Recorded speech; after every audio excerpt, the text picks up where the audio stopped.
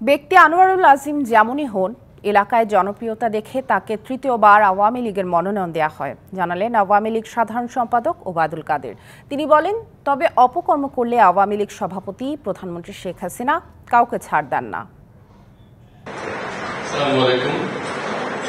বৃহস্পতিবার তেজগাঁয়ের ঢাকা জেলা আওয়ামী লীগ কার্যালয়ে দলের নবগঠিত যুব ও ক্রীড়া উপকমিটির সদস্যদের পরিচিতি সভা ও ঈদ পুনর্মিলনী অনুষ্ঠানের আয়োজন করা হয়। ১৫০ সদস্যের উপকমিটির সদস্য সচিব মাশরাফি বিন মুর্তজা অনুষ্ঠানের শুরুতে শুভেচ্ছা বক্তব্য রাখেন। যেহেতু এখন সিজনটা কিছুটা বর্ষা শুরু হয়ে যাবে, তো আসলে ক্রিকেটটা তো রিসেন্টলি সম্ভব না, ফুটবল দিয়ে শুরু করার চেষ্টা করবো ইনশাল্লাহ।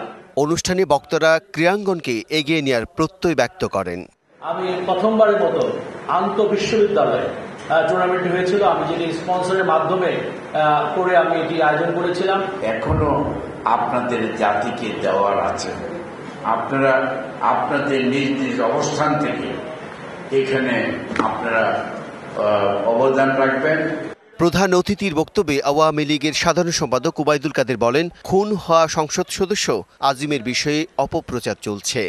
সংসদ সদস্য কলকাতায় মারা গেছে, তাকে হত্যা করা হয়েছে। ইনভেস্টিগেশন কমপ্লিট হওয়ার আগে আমরা তো বলতে পারছি, তার জন্য শোকার্ত মানুষ প্রতিনিয়ত কোনো গাড়ি নিয়ে মোটরসাইকেলে করে সারা এলাকা ঘুরে, তাকে আমরা তৃতীয়বারও নমিনেশন দিয়েছি তার জনপ্রিয়তার জন্য। বিএনপির তারেক ও কোকো অর্থ পাচার করেছেন। অপরাধীরা এখন ছাত্রলীগ ও যুবলীগের উপর অর্থ পাচারের দায় চাপাচ্ছে। ছাত্রলীগ যুবলীগ নাকি অর্থ পাচার। Bijan Kumar Das, DBC news, Dhaka.